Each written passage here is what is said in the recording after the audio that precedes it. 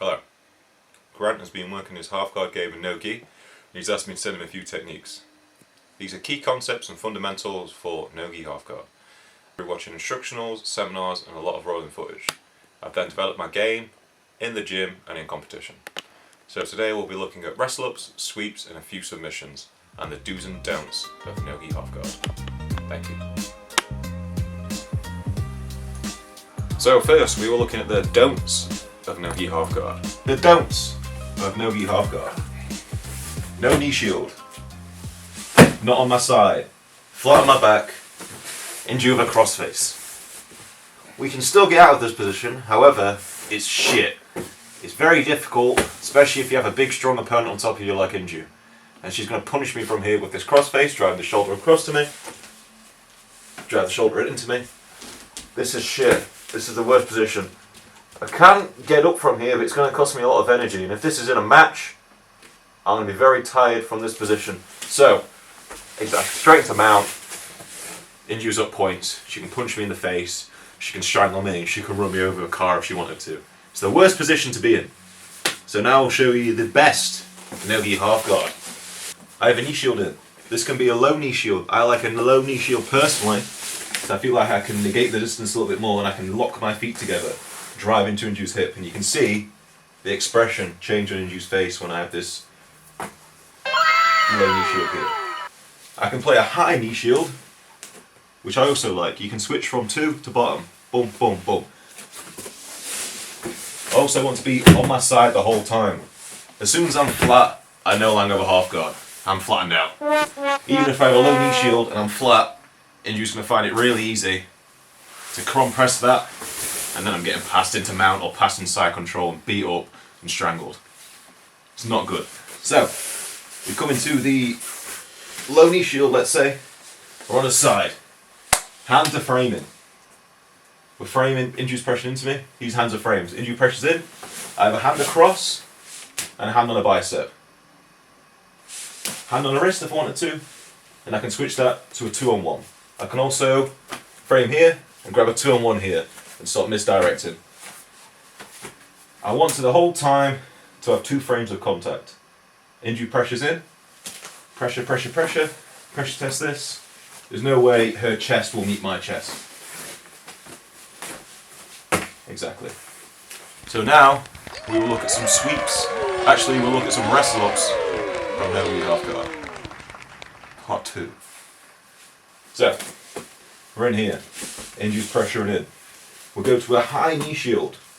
And our elbow and knee is connected. The top arm is framed on Inju's massive bicep.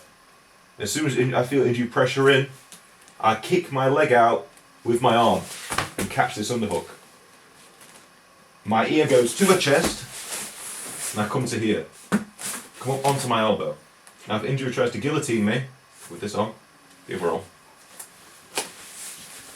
should be near enough impossible because my ear is stuck to her chest. Now, if Inju comes up, again, we're here. This leg here, he's going to grab Inju's ankle and pull it out. Now you see this leg has been trapped. I then come out the back door. This is the perfect position. So, I have 2 options. I can keep this leg in, swing this leg out, and take the back. Or, come back up. I can come back to this position again, and I can knee tap. Reach through with this right arm, and I can grab Inju's knee, and knee tap her, and then come into this position here. Now we're in this position, it's very important to be Mr. Hips. You want to hip into your opponent.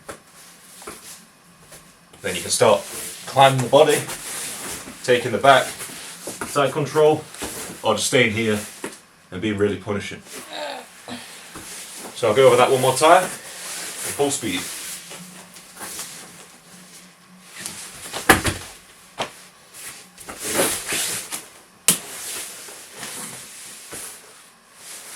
Back up.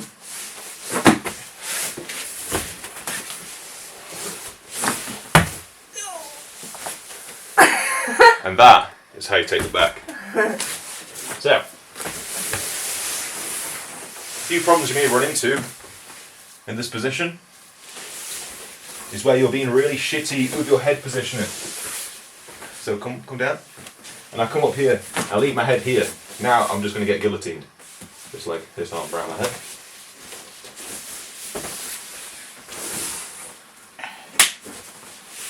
It's a really bad position to be in. You don't want to get stuck in there. So that's why we have the ear glued to the chest.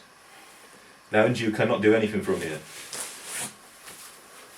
By the time she's figured out what to do, I'm already out the back door.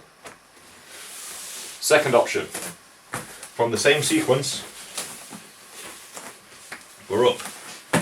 Inju throws this in the middle for a dogfight. That's perfect. We're here. Again, we come to this position now.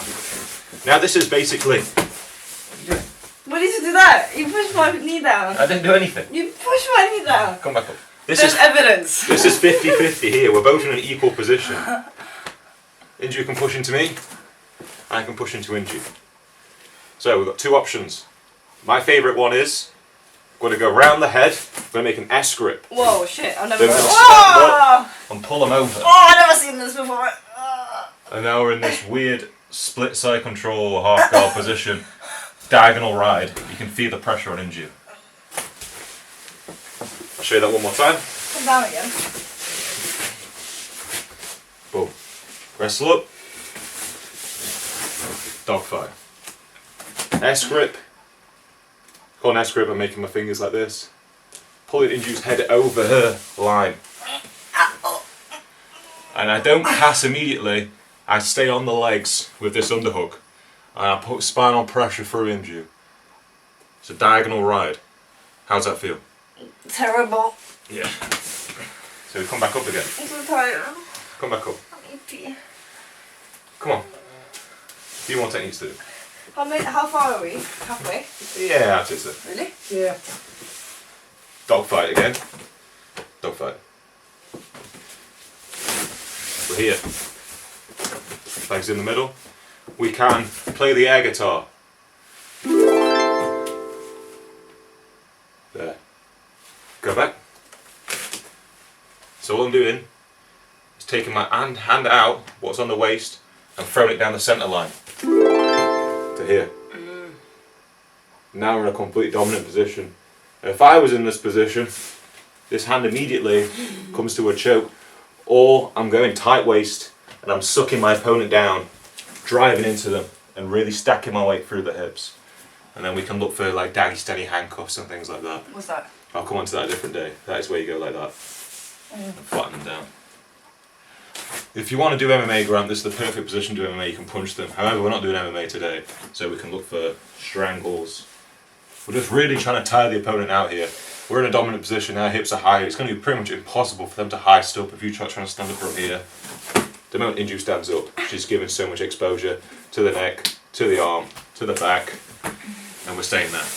One more position from the dogfight. This is a technique I learnt from a Brazilian man called Gordo. He has the best half guard game from Brazil. He developed half guard because he blew his knee out. So, again, we come to here, we're in a dogfight. Inju's pretty much 50-50. I'm going to come over here, so I'm going to roll you that way. So go.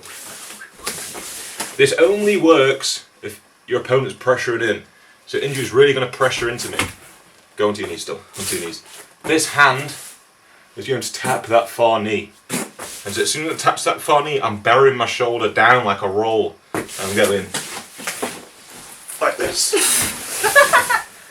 It looks stupid, but it does work. I've swept pretty big lads doing this as well, and it's very, very silly. But it does work, and you end up in side control with a leg trapped, so you're in dominant position. So they're the sweeps and wrestle-ups I do. You mentioned you want to learn the straight arm lock from there. So I'll show you the straight arm lock. So you may get a really stubborn opponent. What frames on your shoulder. What you're going to do, this hand here is going to come off and you're going to connect on the top of their shoulder. You're gable gripping your hands together and you're pulling it down. You see how Inju's posture is now broken. I'm immediately throwing this leg over to collect the back of the neck. Now Inju can't posture up because I'm doing a hamstring curl on the back of her shoulder. And then as Inju starts pulling her arm out, she puts herself deeper into submission. I think we might have to do it the other way actually. I'll carry on doing it from here and then we'll switch angles. And I'm capturing it with my ear. And now all I have to do is apply a little bit of braking pressure on the elbow and it's a tap. Imagine you're breaking a stick on a curb. What do they call them? Curbs in? Do they call them curbs in America? I don't know. Like the edge of a sidewalk. Yeah, I think it's a curve. Or a wall. You've got a stick laying against the wall, you're going to stamp on the middle of it. That's basically what we're doing. We've got 2 points of contact, and the middle of the elbow is the stick.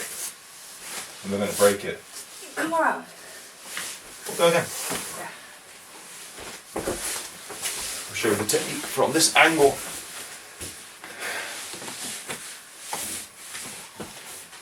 Into frames. I kick up, grab this. Oh, you can see it much better from here. This leg comes over, hamstring curl on the back of the shoulder. Inju's completely flattened out now. And you see I want to be here to break the arm. I want to be on the elbow. I'm more on the back of Inju's tricep now. So I let Inju pull her arm out. And I go, no, not anymore. Then my ear clamps down on the wrist. And my elbow breaks the arm. It's easy as that. It's called a violin armbar, it's like I'm playing a violin. Also, what would be really cool, so if I let this arm go and Inju goes to posture up, I can keep this leg through and get a triangle. Okay. I'll show you one technique as well, which I don't recommend, however, it's very silly if you catch people with it. And I do like it, I'm a bit of a sucker for it. No, get Ezekiel, oh my god. Ezekiel. Really? Yeah, so what I do... No, I want to do it to you. Oh, yeah. So what I do is I put my arms up on Inju. I invite her down to take 2 double underhooks. I am then throwing this arm through, crossing my arms on the throat. And now because Inju is completely stuck in this no-gi half guard, all I have to do is squeeze. And if Inju goes to pull up, she puts herself deeper in the submission. Like that. So all I'm doing is grabbing my bicep and throwing the arm through the middle. No-gi Ezekiel. Like this. So they're the basics and fundamentals of half guard. What I teach someone who's new to half guard. There's one more technique as well. I'll show you if the dogfight goes wrong because our mats are getting out of the way and Inju's getting tired. So this is if you're against like a really, is that a good angle? Well. Yeah. So if we're against like a really big strong opponent like Inju, fucking pure muscle, pure Korean muscle, what I'll do is when I go for this, wrestle up and my ears quote to the chest, if they pressure back into me, I come into this body lock position here and I start taking my hips out. And they do go over like that. Then you also have a straight arm lock there as well if you really wanted it. But you can, come back up. All you have to do is shoot one arm through on the waist, lock your hands together and pull yourself back down again. It might feel counterintuitive. But Inju doesn't really have much of a good base here. And I'm not really giving up anything, Inju's giving up a lot. And I keep hipping. And even from this position, you might go for like a bulldog choke or something like that. What's that? Just put this hand around my neck. There's not really much happening from here. Because I'm already out the back door. Into this position, power ride. You can sit here all day really. You can fucking put your fingers in her ear. Feel her arms. Do what you want it to her. But this is a really dominant position. And that is my no-gi half guard. Basics. Fundamentals. If you have any questions, let me know. We'll send it across to you. If you want some more things in more detail, I'll let you know. Thank you.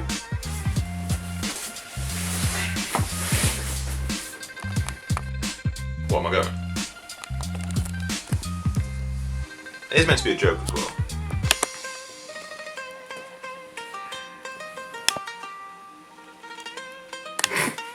Go! I didn't know you'd tell me when to go to a regular director.